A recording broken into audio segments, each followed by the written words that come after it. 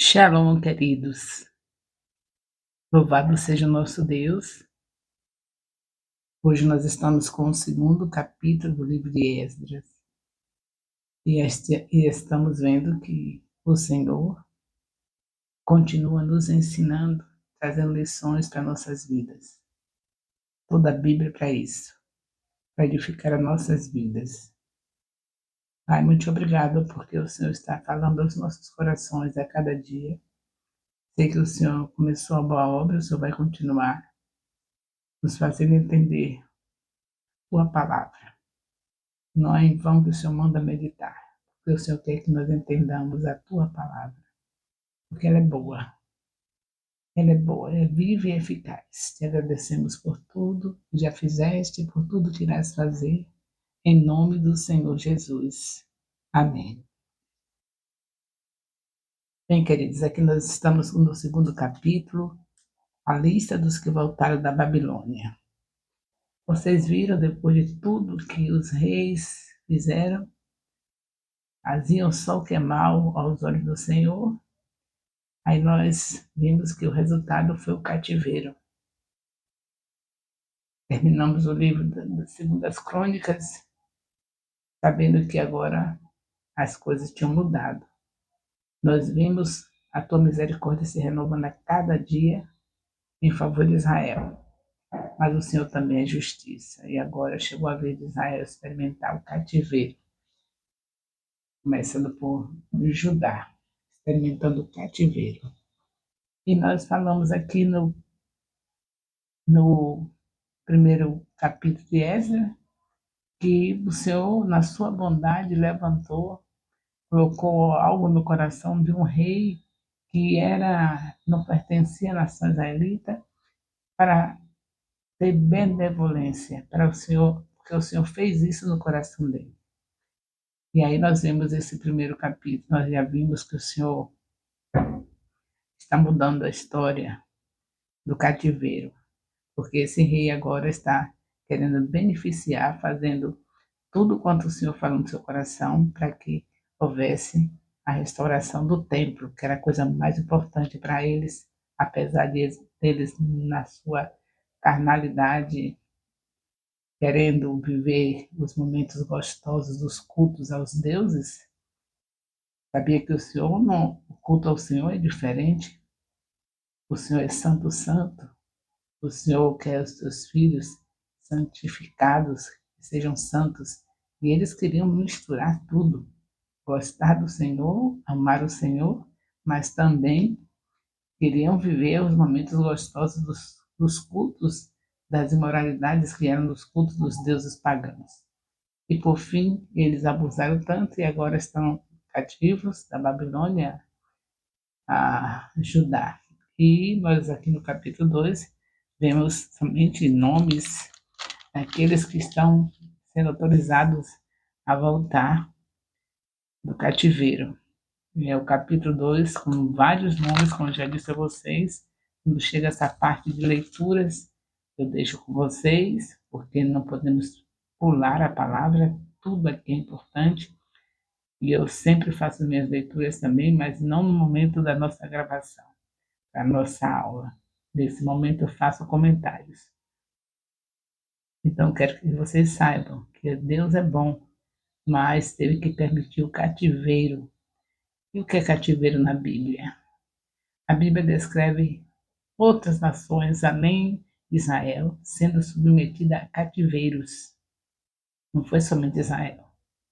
Então, cativeiro na Bíblia é algo que devemos estar sabendo descrever. O cativeiro consiste na prática de uma nação vitoriosa, aquela nação que vence, selecionar os habitantes da nação derrotada, prisioneiros, para servirem como escravos.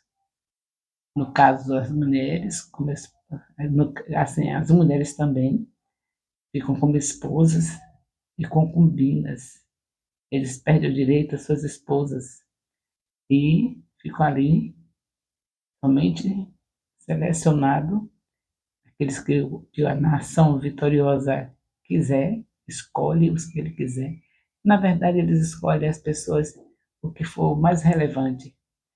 Pessoas que vão servi-lo de maneira que deixa a nação que perdeu, a nação que foi derrotada, arrasada, porque perde as pessoas mais importantes, e especialmente as mulheres, né, que ficam como concubinas da nação vitoriosa. Então, o cativeiro na Bíblia, quando se fala, é isso aí, né? Imaginou que tristeza? O que aconteceu com Judá. Os seus reis, todos os reis que foram levantados em Israel, só temos para agradecer o exemplo, a, o referencial que foi Davi. E os outros, vocês viram que era o tempo todo, fizeram mal aos olhos do Senhor, começavam bem, daqui a pouco faziam mal, faziam o que era mal aos olhos do Senhor. Então não é em vão que agora chegou o momento, no final do livro das crônicas, termina com vocês vendo que Deus teve que deixá-lo ser cativo. E agora o rei da Pérsia é levantado para tirar do cativeiro da Babilônia. E é assim que é cativeiro. Na Bíblia, o que se chama de cativeiro é isso. Então, é muito sofrimento. Na verdade, quando uma nação era capturada por outra, as pessoas acreditavam que isso significava que a divindade daquela nação também havia sido derrotada. Então, havia também isso. Já imaginou? Quando a Israel, quando Judá foi para o cativeiro, isso quer dizer que o Deus dele, que é o nosso Deus, o Deus de Abraão, de Isaac e de Jacó, tinha sido derrotado. Era muito sério isso. Então, a gente vê, quando fala sobre isso, em Isaías 52, versículo 2 a 5, Jeremias 50, versículo 29, mostrando que não é somente o povo, mas o Deus daquele povo é considerado nada, é um fracassado. Foi isso que o povo de Deus fez com o nosso Deus. E que a igreja também tem vacilado. Cada vez que a gente, como igreja, passa por situações vergonhosas, aí o que, que vai dizer do nosso Deus? Aquele que mandou seu único filho para dar sua vida por nós. Não, isso não existe. A conversa deles diz que tem um Deus poderoso que deu a vida por eles. Isso é um Deus fracassado por causa da nossa maneira de escandalizar. Nós escandalizamos o povo. A igreja tem feito isso, assim como o povo de Deus. Então, essas coisas é para a gente refletir e lembrar que Jesus está voltando e a gente precisa parar de deixar o nosso Deus arrasado diante das pessoas. Quando eles zombam de nós, estão zombando também do nosso Deus, aquele que deu a vida por nós, mandou seu único filho. Então, assim como Israel, nós também, como igreja, fazemos o nosso Deus ser envergonhado. E aqui nós vemos foram os assírios que começaram a utilizar a deportação como a maneira principal de lidar com cidadãos de nações subjugadas. Quem inventou isso foi os assírios. Eles começaram a utilizar isso, deportar as pessoas, subjugar as pessoas, as nações. Ao dominarem um determinado reino, eles capturavam seus habitantes e colocavam em outra parte do império, tal como os assírios, os babilônicos também usaram a mesma técnica. Era uma humilhação. Pegar as pessoas, tirar do seu país, aquelas que perdiam a guerra, aquelas que eram fracassadas pelo inimigo. O inimigo fazia isso, que era pior do que matar. Para ser agora escravos, as mulheres humilhadas, sendo concubinas, como eu já disse a você, é isso que é cativeiro, é isso que está se passando aqui, com o que se passa aqui nessa situação, nesse livro de Esdra, é Deus libertando o seu povo depois que já estava cativo, porque Deus só permitia por causa do fracasso do povo, por causa do pecado do povo, que vocês viram, nós vimos que o tempo todo pecando.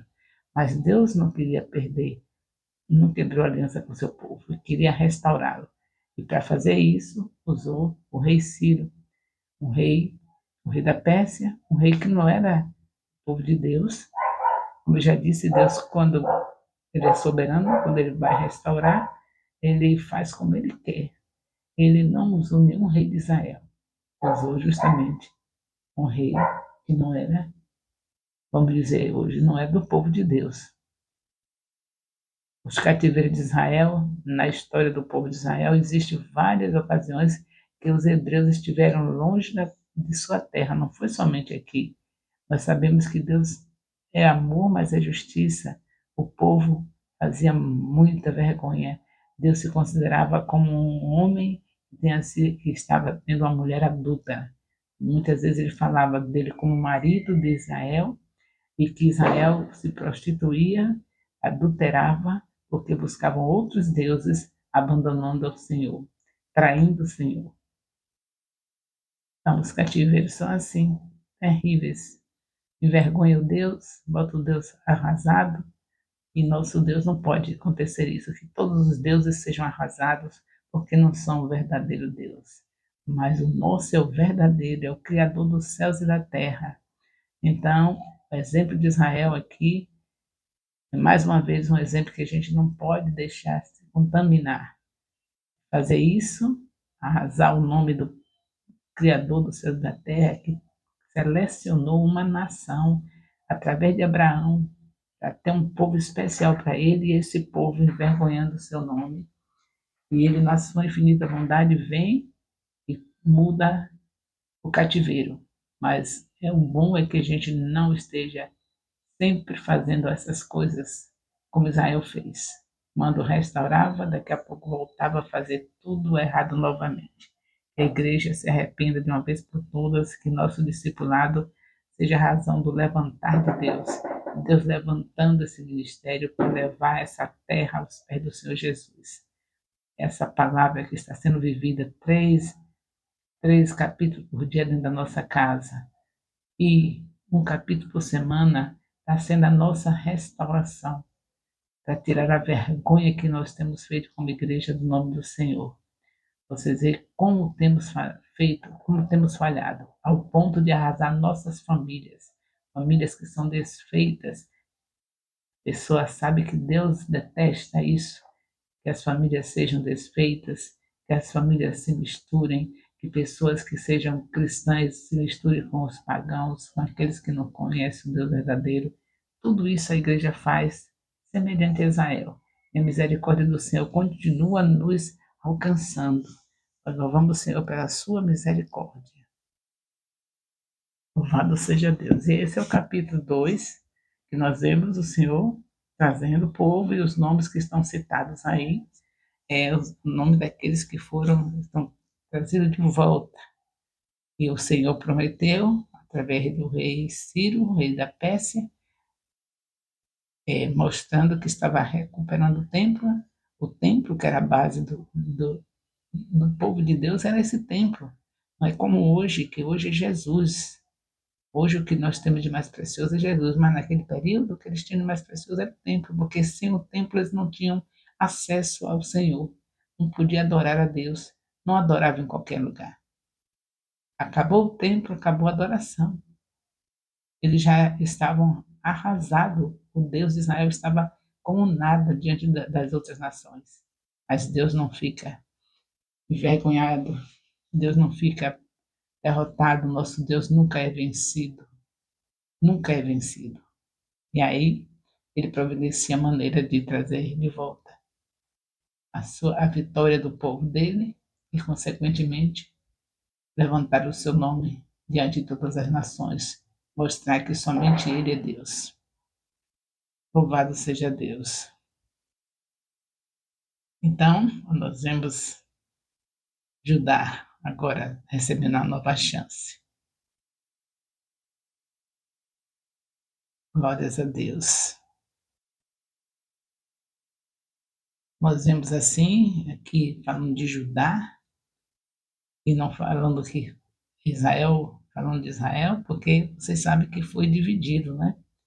Desde o período depois que Salomão morreu, vocês viram que o reino foi dividido. Nós já viemos numa trajetória de estudo da palavra, e a essa altura, vocês sabem que foi cativeiro de Judá e não de Israel, porque estava dividido.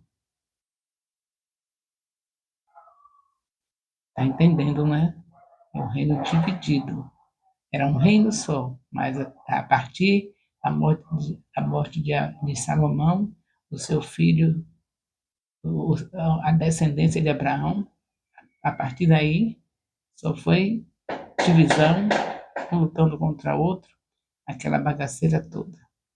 E aí você já sabe que nós, depois de ver tudo isso, como igreja do Senhor, depois que a gente pegou o livro da vida, né? Porque aqui é o Senhor Jesus, que nós agora estamos como também o Israel ficou, restaurou, voltou a ler o livro. Vocês viram essa parte também que já se passou nas nossas lições.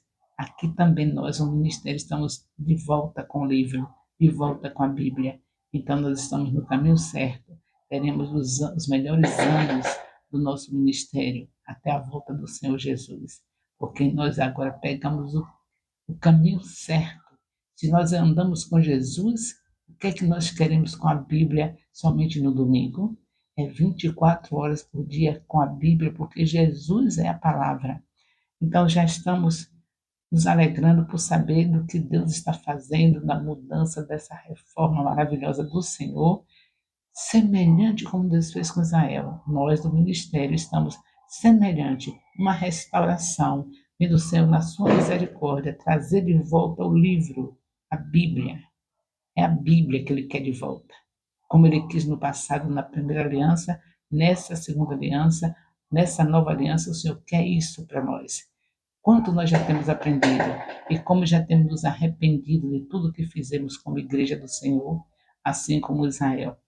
Nós vamos aqui prosseguir cada vez mais na santificação, porque esconder a palavra no coração é não pecar contra o Senhor. E se não peca contra o nosso Deus, estamos na santificação, que é tudo que ele requer de nós. Ele diz que sem santidade ninguém verá a Deus. Então, nesse segundo capítulo de Esdras, nós deixamos vocês somente lendo e fizemos já o comentário que tinha que ser feito, e vocês somente no discipulado leem capítulo 2, que é nomes que Deus deixou para a gente ler, só não posso ser lido aqui, porque eu aproveito para fazer os comentários. Se fizer as duas coisas, a leitura e o comentário, a gente fica com o vídeo com longa duração, e não é o propósito. Então, ficamos nesse capítulo 2, agradecidos a Deus pela sua misericórdia, para esse ministério que Deus levantou nessa cidade para levar lágrimas aos pés do Senhor Jesus. E que nós temos esquecido do principal. Como nós íamos levar lágrimas aos pés do Senhor Jesus, somente com versículos isolados de algumas lições, que tem comentário de versículo esse ou aquele. O propósito do Senhor é a Bíblia na sequência, para que a gente não se esqueça que Ele realmente nos ama de verdade. Essas repetições que nós estivemos vendo, repetições seguidas, e vimos, é a demonstração do amor de Deus, para que o povo não se esquecesse. É livro após livro, falando sempre daquilo que já falou no livro anterior. Tudo isso é o amor de Deus. Se a gente está entendendo isso, já sabe que estamos no caminho certo. Vendo as repetições e acumulando tudo no nosso coração e lembrando que ele só fez isso para que a gente não esquecesse dele. E é por isso que ele quer uma sequência, para a gente não deixar nada sem saber. Tudo quanto ele fez, numa sequência. O Senhor não pede um versículo decorado, não, um versículo isolado, não. Ele pede a Bíblia, a palavra, medita na palavra de dia e de noite. É isso que ele pede para nós. E é isso que nós estamos fazendo. E com certeza veremos a glória do Senhor se manifestar nesse ministério de uma maneira tão grande que todos vão ficar impactados. E nós agradecemos no nome de Jesus por tudo isso. O amor de Deus, nosso Pai, a graça salvadora do nosso Senhor Jesus Cristo, a comunhão do Espírito Santo, seja com todos os discipuladores e discípulos do Ministério Apostólico Internacional, Filho de Jerusalém, desde agora e para sempre. Amém.